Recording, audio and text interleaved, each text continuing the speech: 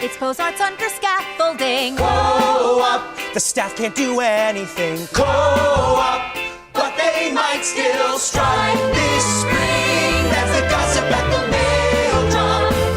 Here in our co-op. Whose package is this? Something from overnight insulin emergency providers? Going once? Twice? Nope? Okay, garbage time. Bye-bye, box. Hello and welcome back to Patreon with Cheese. I am joined, as always, by our wonderful, incredible video editor and my good friend Elizabeth Eston. Say hello, Elizabeth Eston. Hello, Jesse McAnally. How are you doing today? I'm good. Let's not I'm pretend good. we're doing this right after our Jamie recording. Yeah, totally. We're doing this. The next week. Yeah, we did this right before, we stopped recording right before you started listening to this. So whenever you're experiencing this, this is literally happening live. Yeah, this is live. Fuck it, we'll do it live. Oh, Bill O'Reilly's on the call. Oh no. Oh no. Sorry. All right. So we're talking about co-op. Co-op. So this is your idea.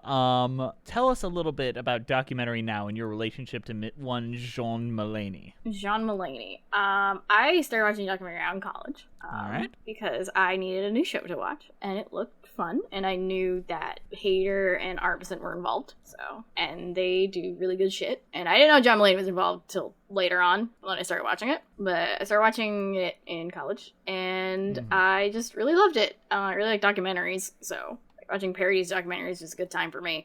But I'm a weirdo, so.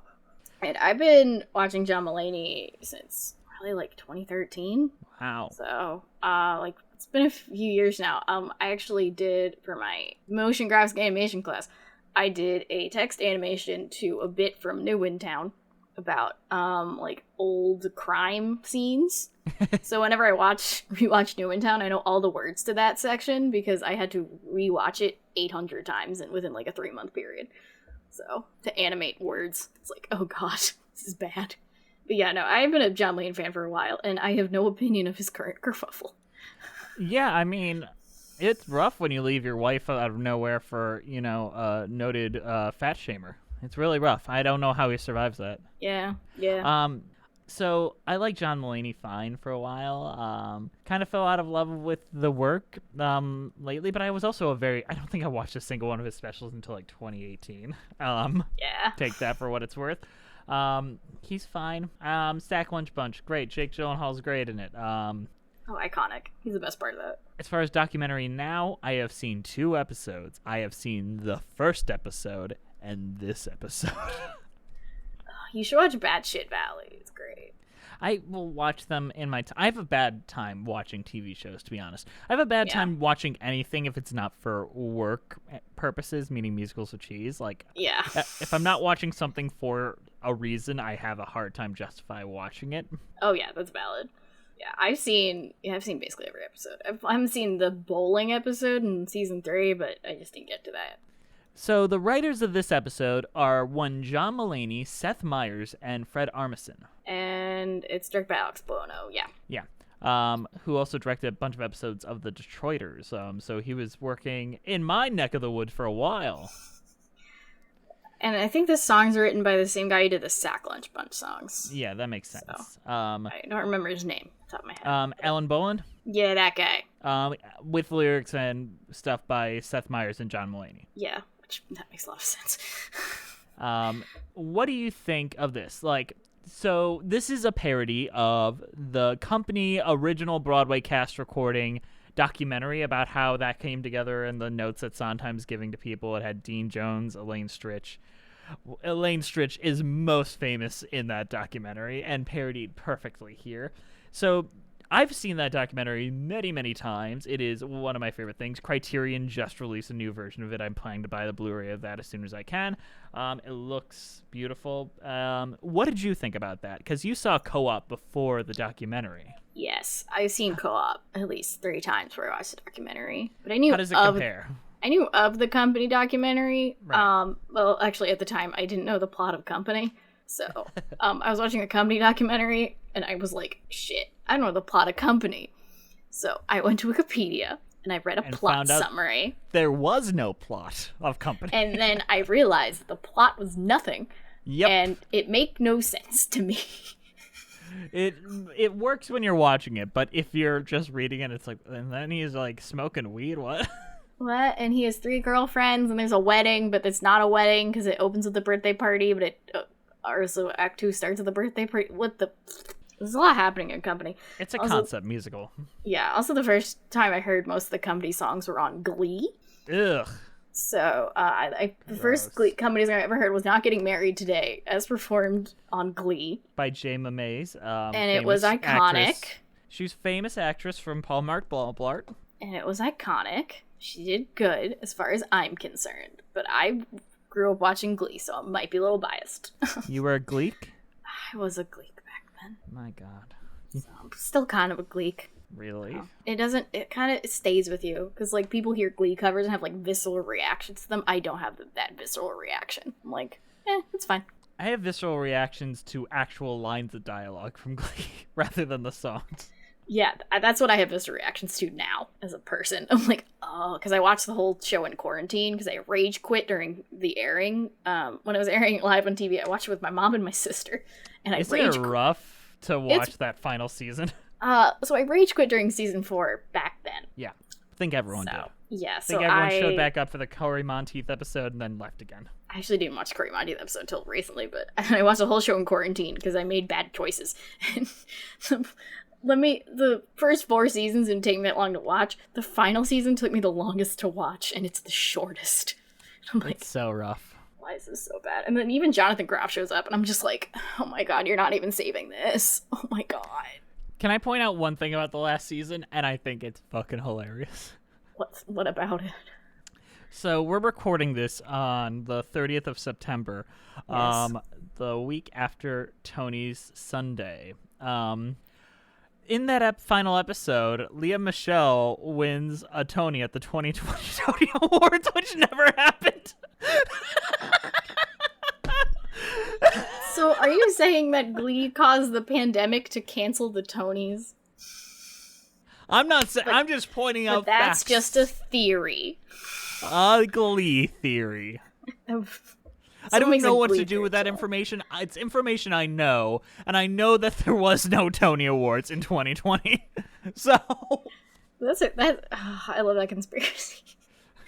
But I watched the Comedy documentary for the first time for this. what do you think of it? I loved it. It was great. I think young baby Sondheim is very mean.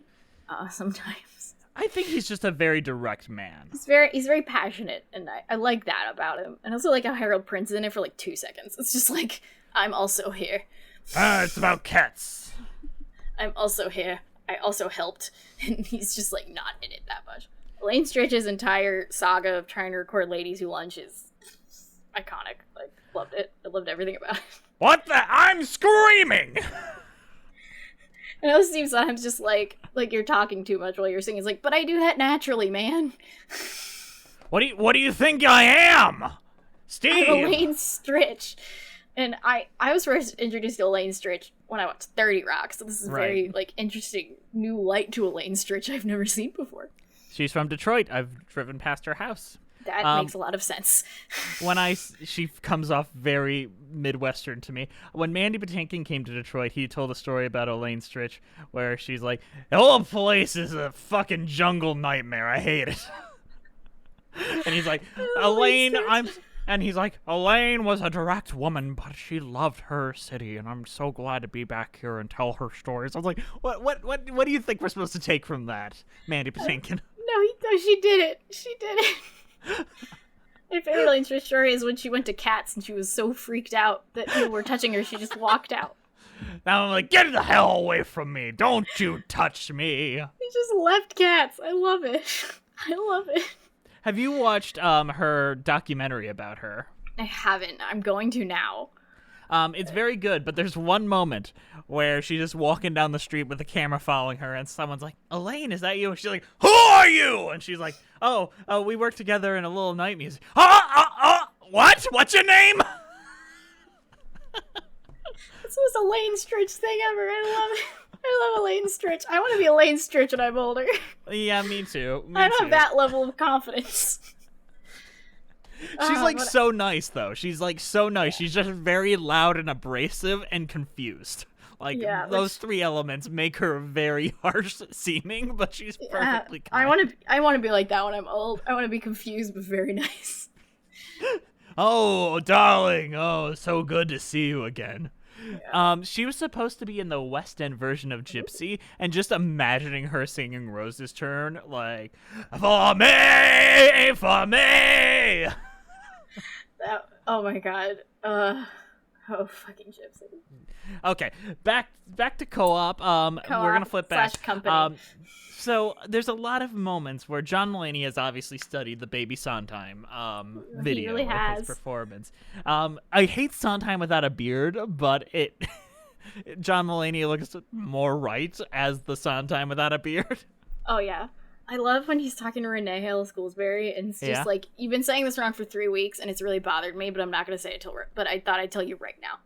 Yeah. Like, and it's very Sondheim. Ruined. It's ruined. It's like, oh, ruined? Okay. And she's just like, she plays it so perfectly because she is like just actually trying to take the note and make sense. It's like Sondheim in the documentary. She's like, no, it's not Bobby or what was it? It's Bubby, it's Booby, not Bubby. Yeah, or when like during one song, he's just like, this note went from this to this over the progress over these weeks, and it doesn't sound good, so fix it.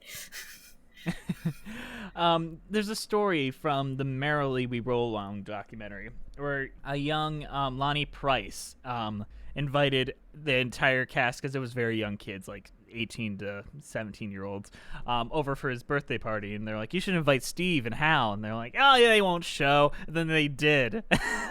And he's like, I'm gonna play you a song you're gonna sing in the show for your birthday, and that'll be your birthday present. You get to hear it right here. And he plays Good Thing Going, and he's like, wow, that was like the best song ever. I can't wait to sing it. He's like, I'm glad you liked it, or else I would have given it to someone else. And then he just got up and left. I love that. Oh my God. Sondheim is a very intense, very scary man. Yeah, no, yeah. Oh God. Oh, Sondheim.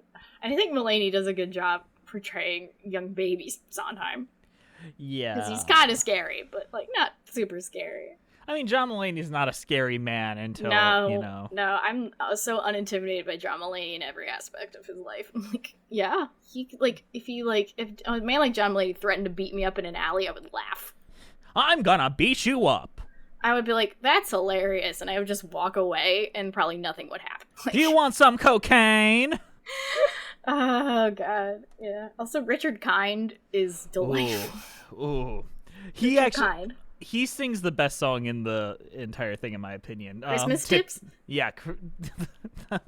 I swear to God, because there's a story in the song In the Greater World where he's like, I can't do patter songs, I don't have breath. And you just see him running out of breath as he's performing. It is the most incredible thing. And also the song itself is just good.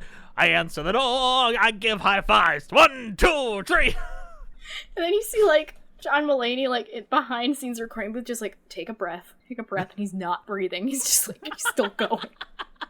And, like, the reviewer is just like, the only tension of the night was seeing if this actor would die while singing this song. He's like, I'll show this dickhole. But that is also a reference to Merrily, where they had to record their cast album the day after they closed. Oh, that actually happened. That was a real thing that happened. I did not know that till right now. And you can feel the energy in the cast album of Merrily of like, who could have been? Now Richard Linklater is making into a movie that no one wants. No, we want the movie. We don't want it in 20 years. Let me be clear. Why is he spending 20 years making a movie? It is a neat thing they're trying to do. I get it. But also, fuck you. Yeah, seriously. What did you think of Boyhood? It was fine. I didn't like it. It was boring in 3 hours. I found it very boring. Also, it opens with Yellow by Coldplay, so, like... But do you know the premise? Do you know the premise of Merrily? It's like people... I don't know the premise of Merrily. So it's just basically like creative artists falling out, and them going off and becoming broken human beings over time. But it's told backwards. So we see them after they've been corrupted and all that at the start, and we see them slowly become their idealistic selves, younger selves, through each scene. So in theory, doing it over 20 years would work, and the magic trick would work a little better than Boyhood because it's told in reverse, and you kind of end with the thing that was shot first. Yeah, with the more nostalgia. But still, I don't want to wait 20 years. Yeah, I love Beanie Feldstein. I don't want to wait 20 years, though. I don't like Ben Platt, but he's I don't more like Ben Platt either. suited but for that. I also don't like the other guy in that movie whose name I can't remember. Isn't he a rapist? He's an abuser. Oh. He abused. It's believed he was the person that abused Melissa Benoist. That she confirmed. She sent an she plays Supergirl. She's on Glee for a little bit. I don't know her last name. But she made an Instagram video about someone like throwing a cell phone at her face and like all this stuff, and based on the timeline of what she says, people believe it's this actor. That's fucked up. Don't support abusers. Yeah, don't support abusers, guys. Okay, I'm on my Patreon side, and I can talk here. If you're still supporting Grace Aki's ex-husband, go away. Go fuck yourself, for one. Yeah, seriously. And also, Rise wasn't even any good. He's not that good an actor. Burn. Yeah, also fuck him. He sucks. Yeah. Back to Co-op. Co-op. Richard Kind is great, and they also have a version of Not Getting Married Today about doing cocaine at a Christmas party. Yes. Which version of the song do you prefer? Getting Married Today or Did a Little Cocaine Tonight? Now that I like them both equally. It's hard to decide. Yeah. Like they both have a different value. I really love Not Getting Married Today. It's a great song. Yes. It's a masterful patter song, and it goes in and out of this beat very well. I did a little cocaine tonight. It's just funny. So it really is. And Alex Brightman, as much as I don't particularly like him, I think he does a good job with it. The only song I don't particularly love, and there's not many songs, I don't love My Home Court. And the joke is, like, the design of the 70s is weird, right? Yeah, like the brown and the beige. Like, yeah, the point of it, it's, like, to say the 70s are weird, and there's a lot of weird patterns and stuff, and people put erotic art in their apartments to seem sexually, like, whatever. Right. But, like, the funniest part of that song is when the director and, the director of the stage show and John Mulaney are having an argument about what type of song it is. Like, it's a co-op board fantasy song. It's like, it's a fantasy sequence in her head. It's like, no, it's this. There's one thing that bothers me a lot in John Mulaney's performance is when he's describing an I Want song and he does a very un-Sondheim thing. Sondheim is always very clear in what he's referencing, especially if he's referencing Oscar Hammerstein. He would not call the song from Carousel My Boy Bill. He would call it the soliloquy from Carousel because that's its official title. So that was like, Sondheim wouldn't do that. That's just a John Mulaney thing right there. John Mulaney didn't look it up. He did not look it up. He needed to do more research for this 30-minute episode. But that just felt... If he's trying to be a literal Sondheim would have just quoted the song title officially because Sondheim's fucking weird like that. But... That's very nitpicky. Yeah, I had to watch a lot of Sondheim videos, just him talking. It's just like, wow, this man is so intense. Yeah. When did he stop opening his eyes? That's a track we need to find. Open your eyes, man. Like, now he has flaps that go below, like, they dangle down his eyes, so I don't think he can see anything ever. Does he need to see? He just needs his ears. Yeah, I mean, he always closed his eyes when he was playing piano, and now that's just how he lives his life without seeing anything. Yeah, but he's making all the money from all these residuals. Also, there's a new West Side Story movie coming out, so... Yeah, that'll probably be good. Yeah, I hope it's good. I'm sure it will be. All right, and then there's the big one. I Gotta Go. Elaine Stritch. Elaine Stritch moment. Has to go get a doctor appointment. And she's just like, I already took the drugs and I'm already really out of it, guys. You said I'd be done by this time, and it's... And then she just walks the fuck out. Yep, and then she comes back in with like shit on her eyes. But my favorite is like the director. He's like, "There's two things I know: it's women and exactly what's going to happen."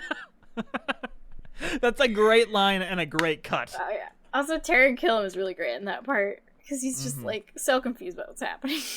So Taron Killam went to school with Emily. They went to high school together. So she knows him before his days. But do you know where I first saw him? And I think he might be yours since you're a 90s baby too. Stuck in the suburbs? Do you remember The Amanda Show?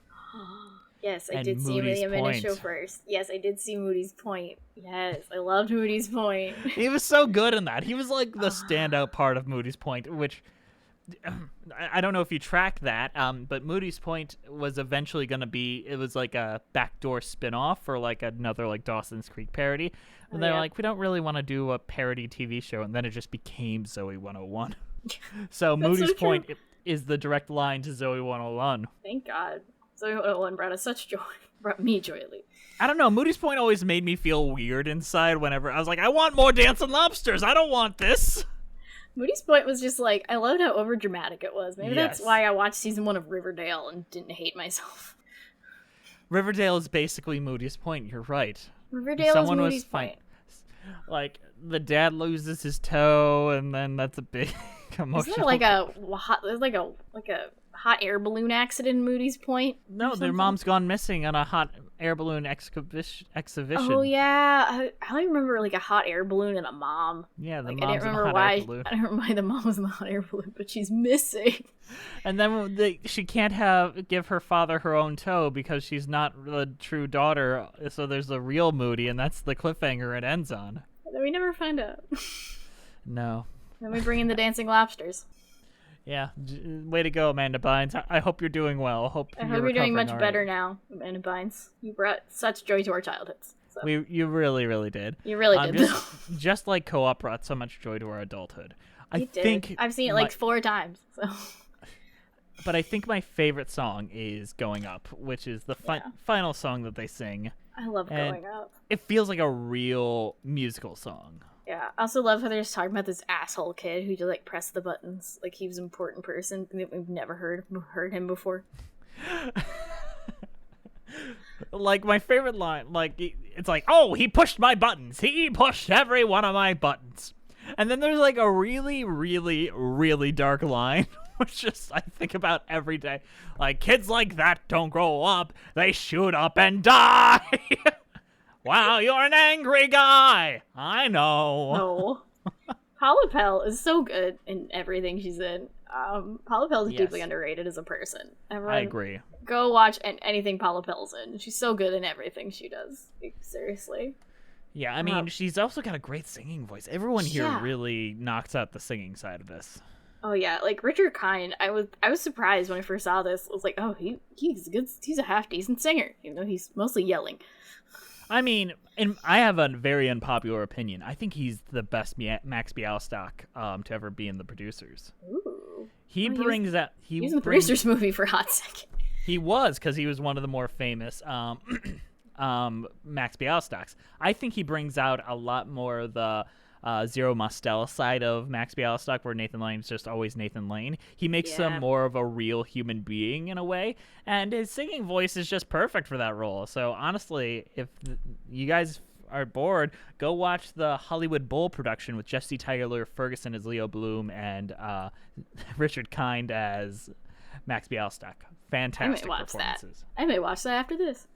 It's a very, very good show. I can't wait to do that as an episode, but what can you say? I'm actually a big defender of the movie of the producers, too. Yeah, I have mixed feelings about it. I think it's better than most people give it credit for, but I see the critiques. I think it has moments, but on a filmmaking level, it isn't that good. I think once you get over the first 20 minutes, it's a lot better. Yeah, the first 20 minutes are a slog. It's like, Yes. oh god, this is so bad. Oh my god. But after that, it's very good. Yeah, I think after 20 minutes, like, Lane and Broderick have kind of settled into a better, like, volume control. It's like, okay, they're not screaming at me. Thank God. Stop screaming at me, please. I can't take this. Susan Stroman's very talented, but She's not the best film director. No. But I think The Producers does have its moments. Where Yes, it's Will Ferrell as Franz Liebkind is incredible. I didn't like him at first, and then I was like, oh wait, I actually kind of like him. And I'm so glad that Gary Beach gets to forever be Immortalized. Roger Debris. As Roger Debris. Yes. He's Much of this is good. So much. I think it does a lot well. I think just on like a technical filmmaking level, it suffers. Yes. So like it's a kind of a slog to watch, but when it's fun, it's fun. Like Keep 'Em Gay is great, but then you have to I go Want to Be a back Producer is great too. But then you go back to scenes where they're talking, and you're like, oh god. Yeah, the dialogue scene. Anything that isn't a musical number in that movie is really rough. But as soon as a song number starts, it gets really fun. Yeah, I felt the same way about the Cabaret movie. I'm like, I really like this movie when they're doing the songs, but whenever Brian or whatever the fuck his name is talking to Liza Minnelli about like Germany or something, like I don't care. Like, yep, don't care. Also, I'd watch a Cabaret a lot for that video. So. And she nailed it. That's a fucking fantastic video, Liz. Yeah, thank you. But Co-op is great. I love Co-op. It's also all of Documentary Now is great. I cannot recommend this show enough for anyone who I love hasn't the first seen it. episode. The first episode is a parody of Grey Gardens. So good though. It's such a funny episode. Are they just like? I won't say what the twist of that episode is, but like, yes, it's amazing. I want you all to be surprised. I mean, you kind of see it coming from like. You kind of see it one. coming, but it's like you want to see it when it happens. But I cannot. Documentary Now is a great show. I can't recommend enough. It does a lot incredibly well overall, and Co-op is a great episode. It's a great little snippet. And it's just no one ever parodies Sondheim really. No, it was a brave choice. I remember right before the episode came out, they were promoting in social media. I'm like, is this gonna work? Like, I don't know if this is gonna work, John. And then I finally watched it on Netflix. I'm like, oh, because it's on the IFC network, which I don't get, so I had to wait to watch it months later. I was like, oh, it does work. You're not on the right Reddit forums that upload anything theater related to them. I'm on not. very secret Reddit forums. It's great. Very secret. You say that. It's under, like, you have to get approved by 2 different people to get onto these Reddit forums. I know. Oh, wow. Oh, yeah. Wow. That's where I get most of my bootlegs, to be honest. Oh, wow. I mean, yeah, makes sense. I just, like, will Google it and find a Reddit thread. So what's your cheese rating? Wow. I should have thought about this. It's a hard thing to rate. I'm going to give it... I'm trying to think of a cheese. I can give mine real quick if you want to think. You give yours, and then I'll give this is a fantastic episode. Mulaney knocks it out of Sondheim, and the feel, like the visual style, is like identical to the original company video. I cannot give this anything else but whipped cream cheese, because John Mulaney once screamed out at the Tony Awards, all cream cheese should be whipped. I mean, yeah, it's true. Whipped cream cheese is the superior cream cheese. I win. You win. Okay. What's your cheese rating, Liz? Okay, I love Co-op. It's great time. My cheese rating is, because I can't think of anything right now, I'm just gonna give it cheddar. So, cheddar. Yeah, I'm new here though. I'm allowed. So. Yeah, we got slut shamed for using cheddar too much on our fucking 150th episode. Yeah. Thanks, Obama. Thanks, Obama. On that note, that wraps it up for Patreon Cheese this week. You got anything else left to say, Liz? Cocaine. Cocaine. Yeah, that's it. We'll see you next time on Patreon with Cheese. Bye-bye. Bye-bye. The super just walked away. Co-op, I'd rather squat in a loft than stay in this one-stop block called a co-op. 22 floors and a roof at the top limits. 160 units managed by a staff of dimwits who pay a king's ransom for a one-bedroom suite. But you can sort of see the Chrysler from the window in your room. And you don't own any land, just a box in the sky. Neighbors caution and your other neighbor died.